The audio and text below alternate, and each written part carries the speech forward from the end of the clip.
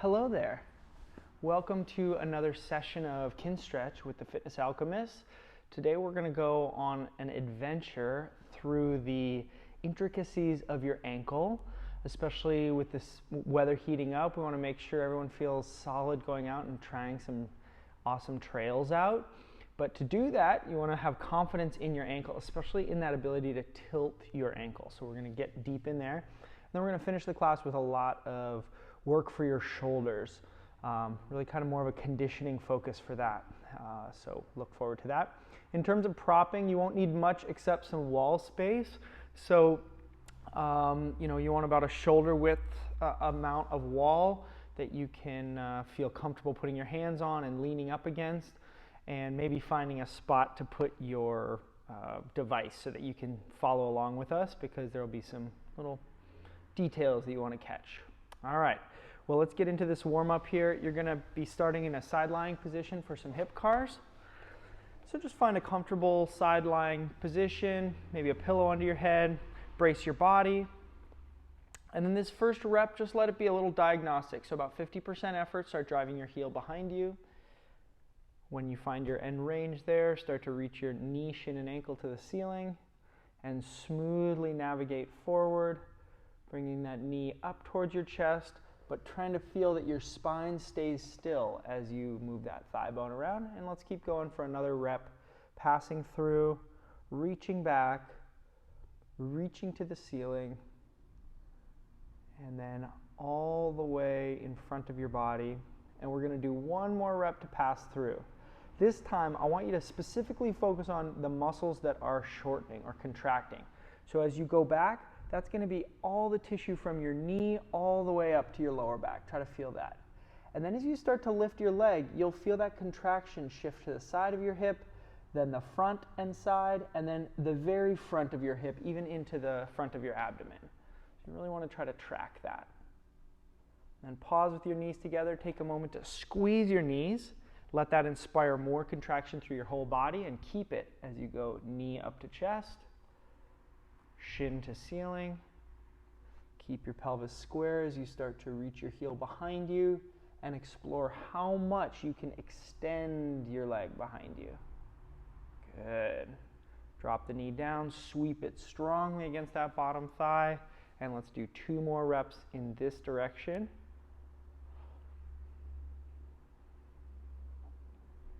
Taking your time, pausing where you feel like you could use a little bit more insight into what's going on.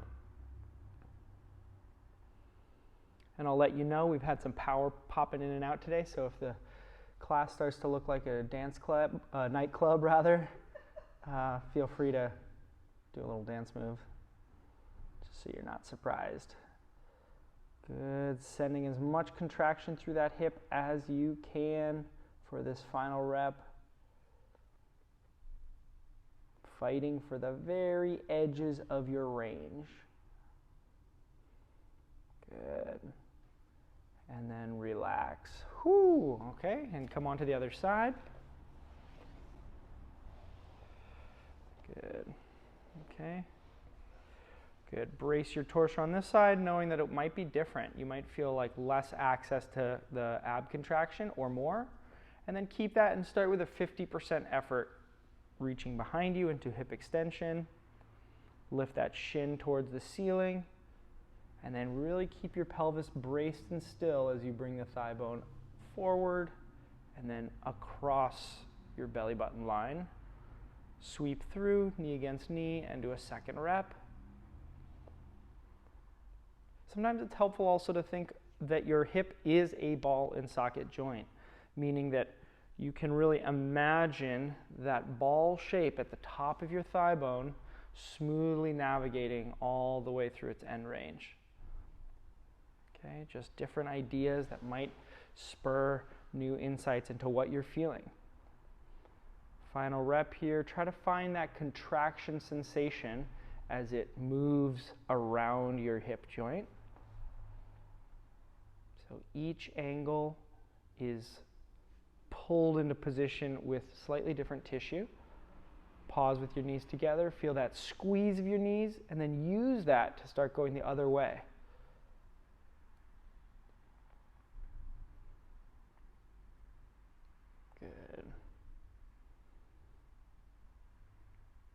reaching all the way back, recognizing the same contraction as you go this direction as you felt on the first direction. So you're sort of connecting those mental dots. 2 more reps here. Feel that the air is getting just a little bit thicker that you're trying to move through. Your upper body is working to stay still. It's not just laying there. Good.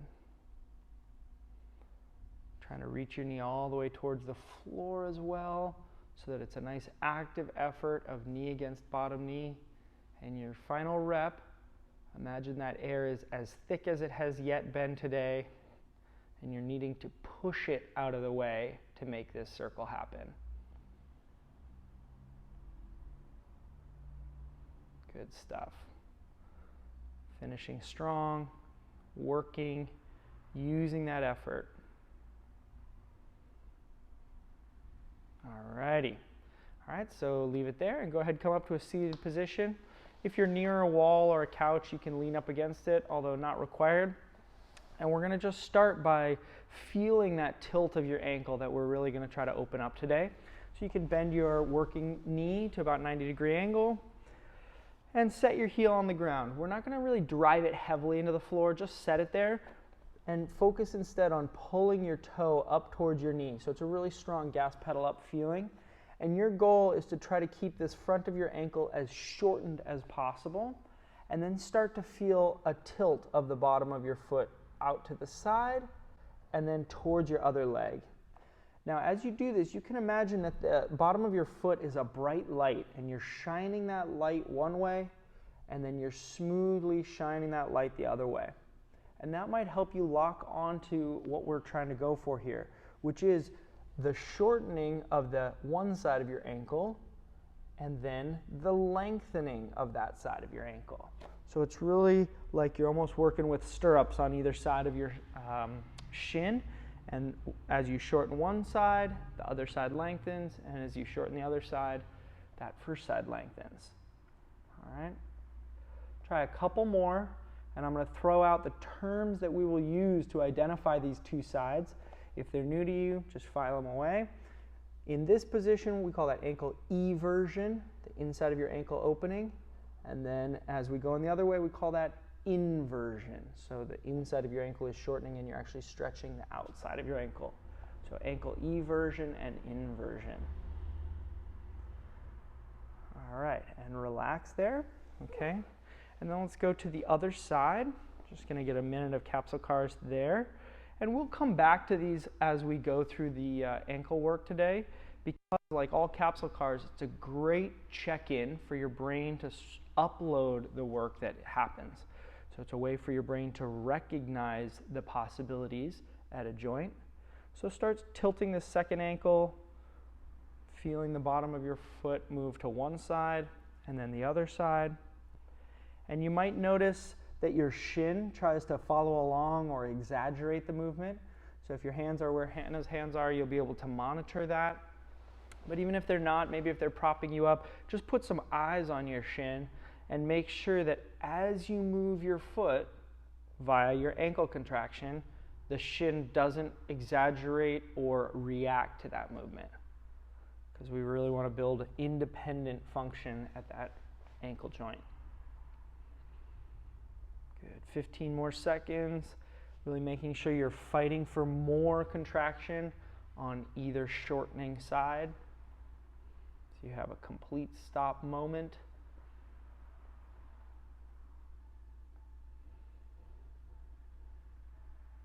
Excellent. And relax, let that go. So that should feel pretty warmed up now. And I'm going to have you come up to standing. We're going to keep the camera angle nice and low so that you can see exactly what we'd like to have happen here. So if you need to find your wall setup, you might pause and find that, and then we'll get started into the stretch here. So watch first so that you can see exactly the shape that we're going to start with, and then it's going to be all about feeling the sensations that are going on for you. So you'll want to work with the foot on the inside towards the wall, and then tilt that foot into ankle inversion. So the bottom of your foot is facing towards your standing leg. And then this sort of presents a blade on the outside of your foot, and we're going to use that to prop against the floor. So once you find end range ankle inversion, then you're going to place that outside of your foot on the ground. All right? Now as Hannah just settles into a passive stretch here, I want you to try to find that now. So go ahead and get into that position. And as you get there, start looking for a stretch sensation anywhere through the outside of the foot, into the outside of the ankle, and then into the outside of the shin. You might even feel it in the outside of the knee a bit, and that totally makes sense and is fair game. So you just want to start hunting for that. Now, if you're someone who has experienced one or several ankle rolls or ankle sprains in your life, usually if you've sprained your ankle this way once, you've sprained it several times in this direction, you might feel some kind of weird sensations. You might feel a very clear stretch in one part of your ankle that was injured. You also might feel nothing, but then when you bend the knee slightly, you find a stretch very clearly when you bend the knee. So right now you're just in hunting mode, looking for the lines of tension that apply to your ankle. And then once you find it, you can just settle there and relax and maybe shift a bit more body weight onto that foot so that it doesn't just feel like you're crushing your foot or crushing your ankle, but actually that you're using the added body weight to bias a more clear stretch. All right? And then from this stretched position, we're going to do some isometric training. We'll start with our Pails contraction, which will happen by thinking about turning the outside of your foot into and through the floor to face the wall. So nothing's going to move because it's isometric, but start thinking that effort, and the result should be that you feel some contraction starting right where you were stretching a moment ago. All right, ramp up that Pails contraction smoothly up to 50% effort. Another way to think of this is that if the floor wasn't there, you would be flattening your foot to the floor. But the floor is in the way. All right, hold on to this Pails. 5, 4, 3, 2. Now keep your effort and shift your focus to trying to shorten the inside of your ankle. Once you lock onto that contraction, go ahead and lift your foot off the ground and see how close to that position you can hold with your foot off the floor. Any contraction from the bottom of your foot to the inside of your knee is fair game here. 5, 4, 3, 2, and 1. Go ahead and set that outside of your foot down. If you need to take a little moment and shake it out, you can. But as soon as you're ready, go ahead and get back into this stretch and play again with shifting body weight onto that foot to help you lever your ankle. Okay? And that's one of the main themes whenever we're working on ankle tissue in particular. It's very tough tissue, which is good because when we walk on it, we want it to be very resilient and tough. But that means that when we go to stretch it and change it, it takes some real effort and it takes some time. All right, so again, let's start up a Pails contraction, thinking of starting to turn the bottom of your foot towards the floor or sweep the floor towards the wall with that outside blade of your foot. And if this contraction isn't totally obvious for you now, that's okay. We're just trying to send the signal and become more in touch with that tissue. Ramped up to 50% effort. Let's hold this Pails contraction 10 more seconds. 4, 3, 2, 1. Now rails contract. Think of turning the bottom of your foot more towards your other ankle, and then slowly lift that foot off the ground and hold that shape. As you're holding it, think about bringing the inside of your foot closer to the inside of your knee. 5, 4, 3, 2, and 1. Relax. And just do a little movement of what feels good. Yeah, feel a little intense, Hannah? I got a total underside of the foot cramp. Yeah, okay. So remember, anytime we do rails contractions, if you're starting to feel a cramp, that's actually a good thing. That means you're getting the tissue shorter than it's used to. All right? Let's go ahead and just turn around and we'll do the other ankle in the same ankle inversion position. Okay, so from here, start by tilting your foot into ankle inversion with the inside of your ankle shortening. And then once you establish that position, gently set the outside of your ankle down, outside of your foot. And only then gently start to shift weight over onto that foot so that you can use your body weight to effectively leverage a stretch. That stretch would be on the outside of the ankle here. What you don't want is just to feel a ton of discomfort of smashing your foot into the floor. If you were feeling that, and I was working with you in your living room, I would recommend that you put more weight on your other leg so you don't feel like that stretching side is under duress or under threat. Okay. Honing in on that stretch sensation. Think about how when we start our pails, that's the area you're going to want to contract. All right. And now let's start up that light pails contraction. Think of using the outside blade of your foot to sweep the floor towards the wall.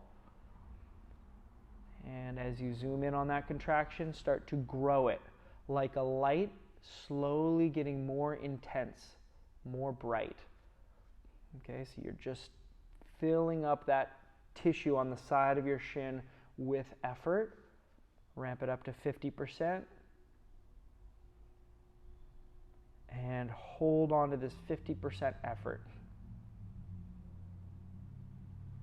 So all that tissue is shining at 50% brightness. 5, 4, 3, 2, and shift to a rails contraction.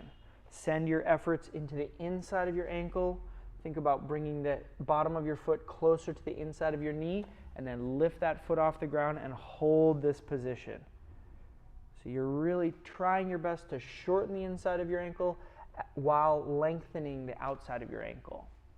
5, 4, 3, 2, and 1. Good. Go ahead and set the foot back down. Let all the contractions relax and start your hunting again. Finding that line of tension, using a little knee bend on this side if that helps you feel a more clear line. And again, shifting your body weight, realizing you have a ton of options here. How much is on the supporting leg compared to how much is on the stretching leg. All right. Now from this end range ankle inversion position, let's begin our Pails contraction. Think of sweeping the outside of your foot towards the wall. As you feel that contraction establish, slowly start to ramp it up, trying to hit every percentage point from 1% all the way up to 50%, where we're going to camp out. If the floor wasn't here, then you would just be placing your foot flat on the ground, or your foot would be snapping into that flat position. 5, 4, 3, 2, and 1. Think rails contraction now, shortening the inside of your ankle, and then slowly lifting your foot and keeping that shape. As you lift, your knee will have to bend, but think of bringing the inside of your knee towards the bottom of your foot, or towards the inside of your ankle. Can you shorten that inside of your shin? 5, 4, 3, 2, 1, and relax. Good. Move into a little light motion here, back and forth, just like the ankle capsule cars, or whatever feels good, because we'll do some more capsule cars in a moment. Just want to pump some blood through that ankle. All right. So now you're going to turn back around and work on the first ankle, but now in ankle eversion bias. So that is, think of it as opening up a stretch on the inside of your ankle. And this is the type of stretch that is probably going to be the most important for you if you have any ankle limitations. Usually if the capsule is too tight and you can't effectively pull your toe towards your knee, you don't have enough space there, it comes down to not having enough ankle eversion. So this is a really critical one to work on and to remember. And we're going to set up for it by biasing your foot into ankle eversion and then turning the foot so that the toe points like sort of a 45-degree angle towards the wall, and then set the foot down. So this might look a little bit like a ballet position. I was just thinking that it looks like that Rodin sculpture, The Dancer, if you're familiar with that one. But this setup allows us to find a bit of a stretch here, again by shifting body weight. So you're really trying to move yourself slowly, maybe bend this front knee, and bias a stretch anywhere through here, maybe more behind the ankle bone into the Achilles, but think of spilling open that inside of your ankle. At the same time, for that side to be opening, this side needs to be shortening. So maybe if you think that will help you find that stretch too. Okay, and then from this position, from this stretch, we're going to start our light Pails contraction. This time the Pails will happen by trying to make the outside of your foot heavier into the floor, as if you're trying to sweep the bottom of your foot away from you or in front of you. All right? As you lock onto that contraction feeling through the inside of your shin, inside of your ankle, start to ramp up that effort. And again, our ankles are very tough joints, so feel free to utilize your body weight and your body lean onto that foot to help you really effectively train all of this strong tissue. Let's bring it up to 50%. Good, and hold it at 50. 5, 4, 3, 2. Now rails contract. Think of making the outside of your foot lighter on the floor, or pull that outside of your foot towards the outside of your knee, shortening the outside of your shin. See if you can find that contraction. We'll keep the foot on the floor for this setup, but just keep thinking of lifting the outside of your foot. 5, 4, 3, 2, 1, and relax, trying to leverage into more stretch. Again, if you ever feel like you need to get up and shake the foot out, that's totally fine. But when you're ready, get back into this shape. Okay. Now, sometimes I find that a little traction on the floor can help you bias more stretch. So like if your foot is really planted and you think forward with your body weight, the result will be that inside of your ankle opening more, and that's the goal. Okay? Start your Pails contraction, trying to push the outside of your foot into the floor, like you're turning that flashlight on the bottom of your foot to face in front of you. And ramp this up to 50%. Hold a 50% effort 10 seconds. 4, 3, 2, 1. Rails contract. How short and contracted can you make the outside of your shin? How close can you bring the outside of your foot towards the outside of your knee? 5, 4, 3, 2, 1, and relax. Good. Gingerly come out of that setup, and let's go ahead and we'll face this way still. Yeah, cool. And set the other foot forward. If it helps you to turn and face the other way, that's totally fine. Just make sure you can follow along with us. So you're going to evert your ankle again. Boom, that way. So the outside of your foot comes up high and shortens, and then keep that as you set your foot down at about a 45-degree angle out to the side. Okay. Someone has to let me know what ballet position we are sort of simulating here, because I sure don't know. Okay, and as you're finding a stretch, again, bias your body weight to try to find a stretch through the inside of the ankle, realizing that everyone's situation at the ankle is going to be different. So you might find the stretch by bending your knee more, or by shifting your weight one side or the other. Any of these changes might be the key for you, but if you go too fast, you won't notice them. So go slow and look out for that new sensation. And then as you lock into that passive stretch feeling, we're going to start our Pails contraction. That Pails effort starts by thinking of making the outside of your foot heavier into the floor. This requires the contraction on the inside of your ankle, right where you were feeling the stretch. And then smoothly ramp that up every percentage point until you get to 50%. And you're going to hold it at 50% effort.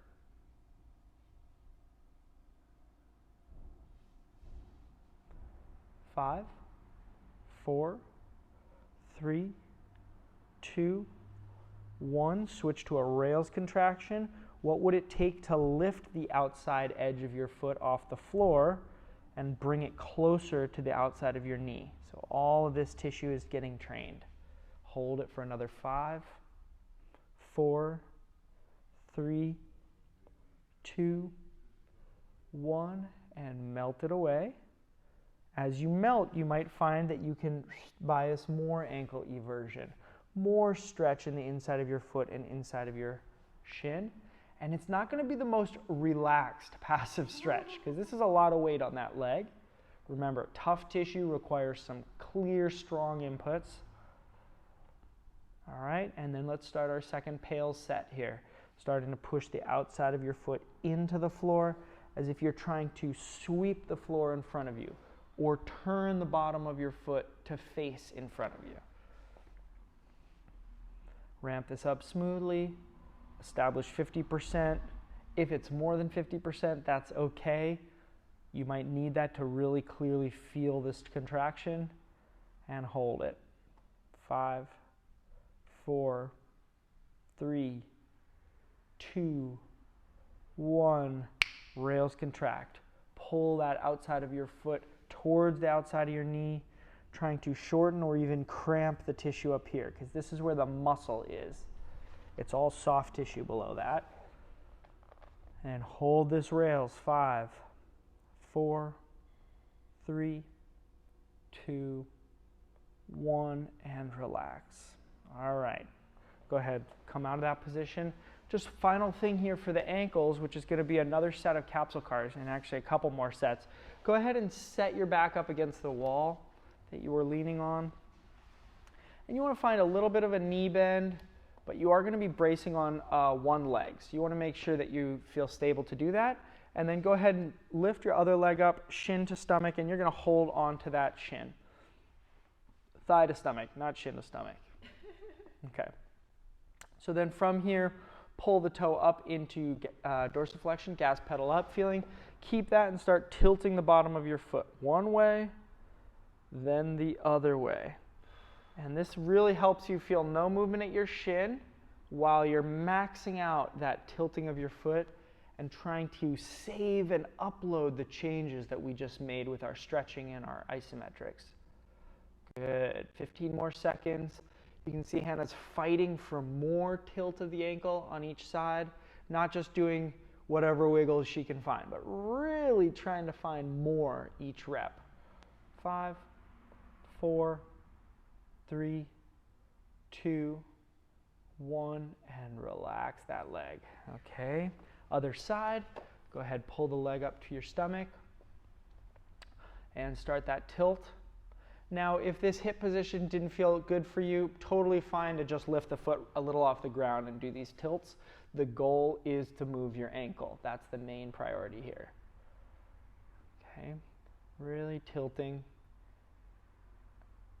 Now, if this is feeling clear for you, I want you to try to feel how the very bottom of your heel is actually moving. That's what we're after.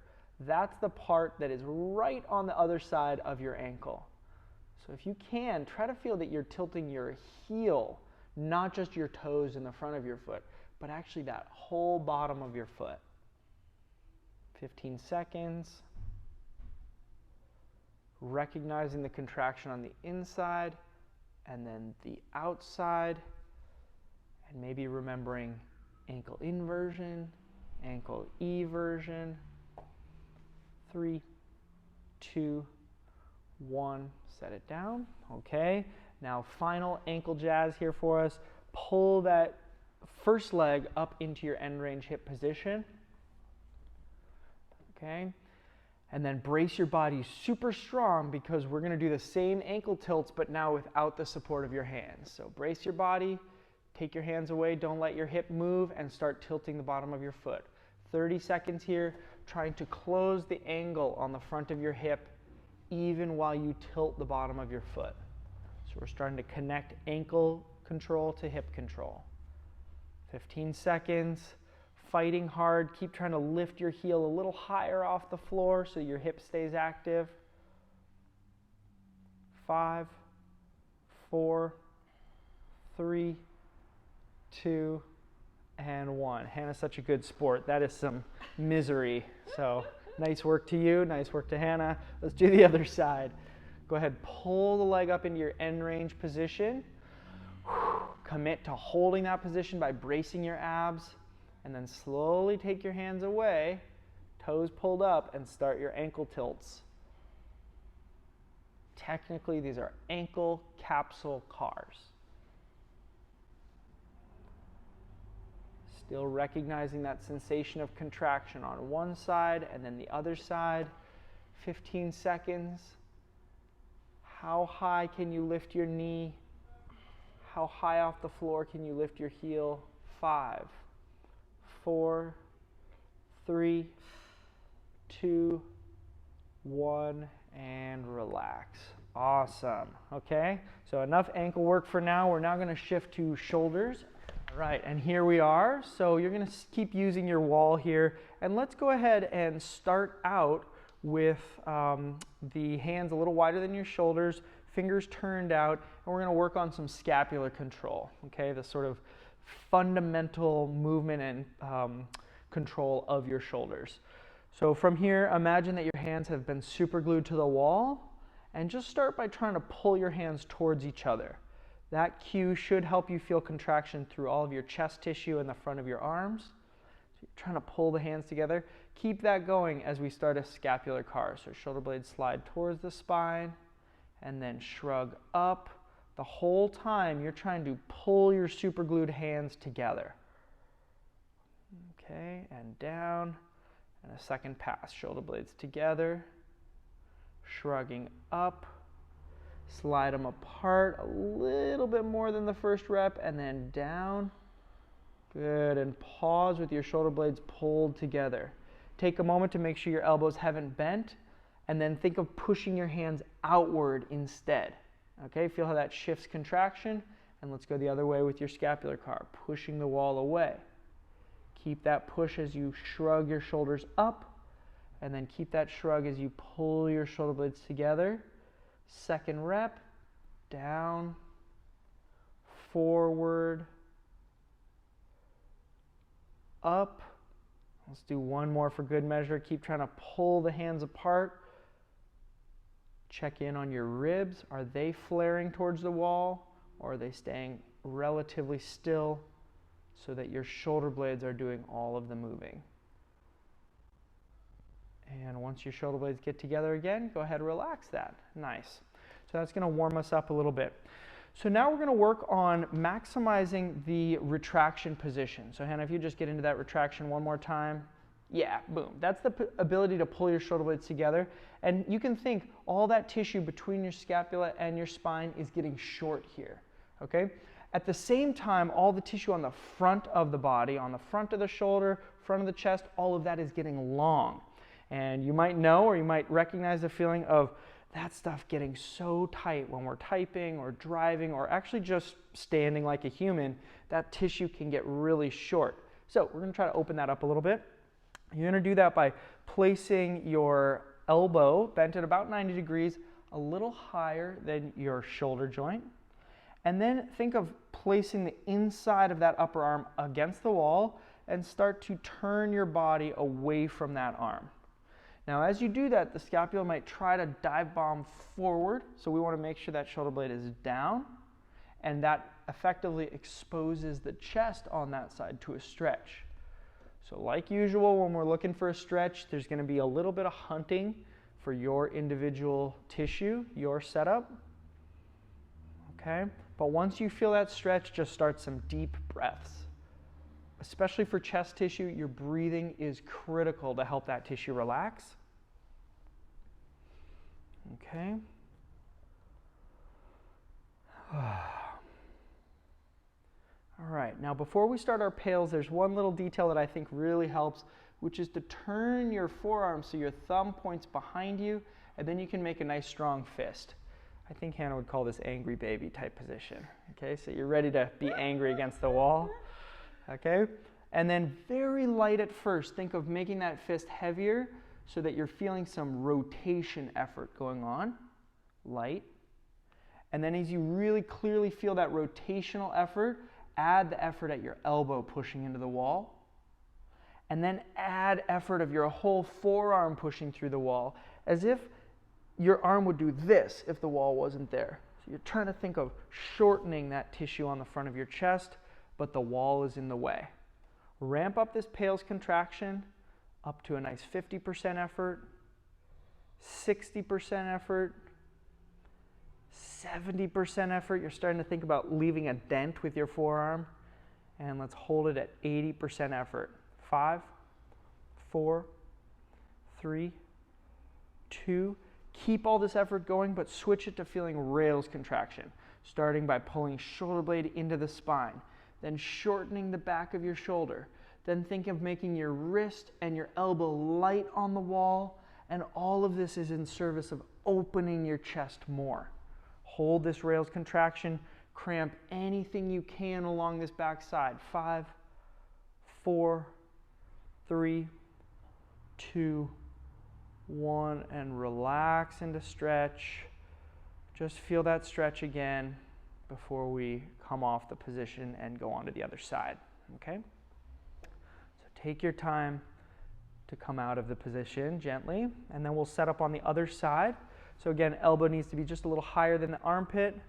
Try to place the inside of your upper arm against the wall, and then you're turning your torso to face away from that elbow and hunting for what does it take to stretch that chest tissue. Now, as you're hunting for this, just a quick anatomy check-in.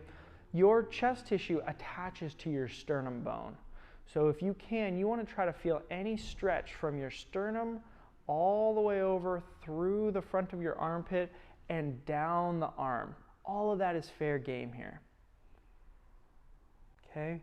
If you're very tight, you might not feel like you can get your chest to the wall. On the other hand, if you have a lot of room here, you might feel like you can get your chest to the wall and almost get your sternum towards the wall. Okay? So you're just hunting for your setup. Once you're there, take some deep breaths. Feel how the inhale adds stretch, and the exhale might allow you to drop further in towards the wall.